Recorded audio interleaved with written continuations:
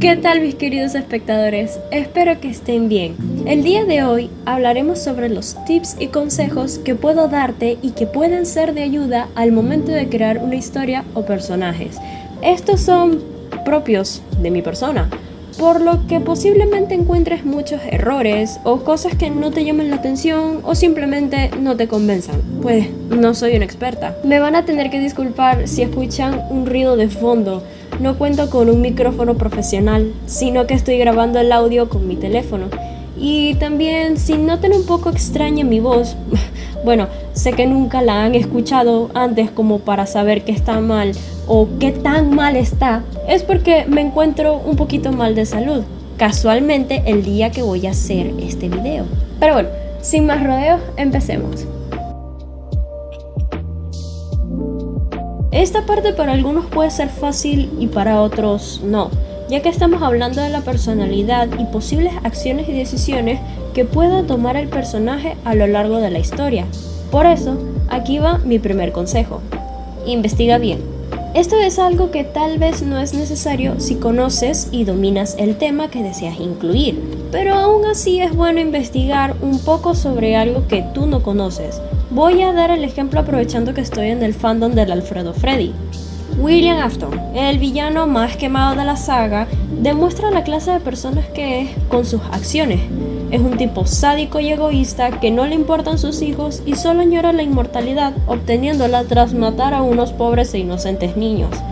Con lo poco que te he dicho, estamos hablando de un personaje que está mal de la cabeza y que obtiene lo que quiere sin importar el costo y el obstáculo. Si deseas hacer un personaje algo así, debes buscar el significado y el concepto de las cosas negativas que quieres que tenga. En este caso, el significado de egoísmo, psicopatía, manipulación, esa clase de cosas. No puedes decir que dominas perfectamente el tema y que no necesitas buscarlo. No, más bien haces un pequeño, mediano o gran error, porque siempre es bueno recolectar la información suficiente para que el personaje te quede bien elaborado. También aplica para los personajes que sufren alguna enfermedad mental o física. El ejemplo que daré está relacionado a uno de mis personajes llamado Price. Él sufre de asma y yo no conozco a personas que la padezcan. Como no sabía qué cosas le podían afectar y qué era lo que no debía hacer, investigué para evitar un error y ser más realista. Porque ese es el propósito de la investigación, ser más realista en algunos o muchos hechos para crear un mejor desarrollo tanto en los personajes como en ciertos escenarios. Y eso nos lleva al siguiente punto. Esto más que todo aplica a las historias que están ambientadas al mundo real. Las peleas, los ataques con pistolas, los puños, esos detalles que se pueden ver en la vida cotidiana no pueden tener cosas fantasiosas o carentes de sentido. ¿Por qué? Porque el mundo en el que vivimos no hay magia ni cosas anormales. Si vas a hacer una escena donde hay peleas a golpe limpio, puedes buscar referencias y partes sensibles del cuerpo humano para golpear, como la boca del estómago, la nariz, el tobillo, entre otros. Puedo darte el ejemplo de las escenas de pelea cuerpo a cuerpo en el juego The Last of Us. Los desarrolladores querían ser lo más fiel posible al mundo real en muchas cosas que buscaron referencias de luchadores profesionales para implementarlos en la inteligencia artificial de cada uno de los personajes del juego y enemigos. Para algunas personas se les dificulta la elaboración de algún personaje por temor a que no salga como quiere, pero tal vez no es tan difícil como uno piense. Si hablamos de la apariencia, puedes buscar diversas páginas en internet que te muestran ejemplos de rostros y composiciones humanas que te ayudan a ilustrar su aspecto de una manera más fácil. Me doy como ejemplo. A veces mi estilo de dibujo, que es el anime, no me ayuda mucho a la elaboración física de los personajes, porque la gran mayoría de los animes tienen un estándar para el rostro, cuyas diferencias son mínimas. Bueno, esas diferencias me costaba hacerlas, así que opté por usar una página web muy chévere que me da muchos ejemplos de rostros. Esta se llama Artbreeder y tiene una gran variedad de caras que sirven para rato. Gracias a ella pude hacer estos bocetos para una historia en desarrollo y otros más. Y debo decir que gracias a que la conocí, mi estilo de dibujo cambió en los rostros, dándoles un toque más realista, como la forma de la cara, un poco, y la nariz. También está la posibilidad de inspirarse en otros personajes para sacar una variable, entre comillas, y dependiendo de los cambios que hagas, puedes demostrar que sí te inspiraste en algo o alguien, o crear un personaje totalmente diferente. Por ejemplo, cuando conocí Little Nightmares y me encariñé con los 4 niños principales, creé mi versión de ellos mezclando ciertas cosas para que no se parezcan en nada a los originales, utilizando ideas que existen y otras que son propias de mi persona.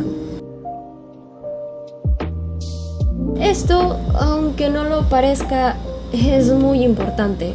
El color en su lado de la psicología cumple un papel muy esencial, porque este nos describe las emociones que hay en una escena sin necesidad de decirla de forma literal. Para que entiendas con más facilidad esto, si has llegado a ver una película de terror, ¿no te has preguntado el por qué se ve un filtro azulado en casi todo el largometraje? Es porque los colores fríos como lo son el azul, verde y morado transmiten esa sensación de que algo ocurre y que ese algo no significa nada bueno. Cada paleta de color transmite un mensaje, una señal a tu cerebro que la interpreta y relaciona con algo que ya conoces. Por darte un ejemplo, los colores pastel pueden simbolizar la ternura y suavidad de algo, o los colores vivos que, bien mezclados, le dan vida a una escena y la hacen más llamativa. Aconsejo buscar ejemplares que te explican el uso debido e indebido de los colores, en especial los neón o colores brillantes, que son aquellos que por naturaleza tienen un brillo en el ojo y su uso incorrecto puede crear malestar en la vista. Para esta ocasión te recomiendo usar Pinterest e Instagram, ya que son aplicaciones que te muestran muchas imágenes de referencia y mini tutoriales. A mí me gusta un poco más Pinterest, porque de allí he sacado la paleta de colores que tengo y que uso en mis dibujos. Este punto va a ser corto, pero bastante certero. Creo que todas a estas alturas sabemos qué significa el plagio, pero lo explicaré de todos modos. El plagio es lo que conocemos como el robo de un trabajo ajeno, haciéndolas pasar como propias. Se trata de algo que nunca debes hacer, porque lo único que ganarás es falsedad y cierto odio. Aparte que es una falta de respeto hacia aquellas personas que dieron tiempo y esfuerzo para crear algo y que alguien venga y lo robe. Puedo decir que solo me pasó una vez y es horrible. Si quieres usar una obra ajena para algo personal, da créditos. No cuesta nada, la verdad. Bastante sencillo este punto, a decir verdad. Todo aquello que cruce por tu mente y creas que va a mejorar el desarrollo de tu historia, anótalo en una libreta o en tu teléfono. Y si no tienes nada de eso cerca, procura que no se te olvide. Suele ocurrir que la idea es espectacular y sería triste que ya no la recuerdes.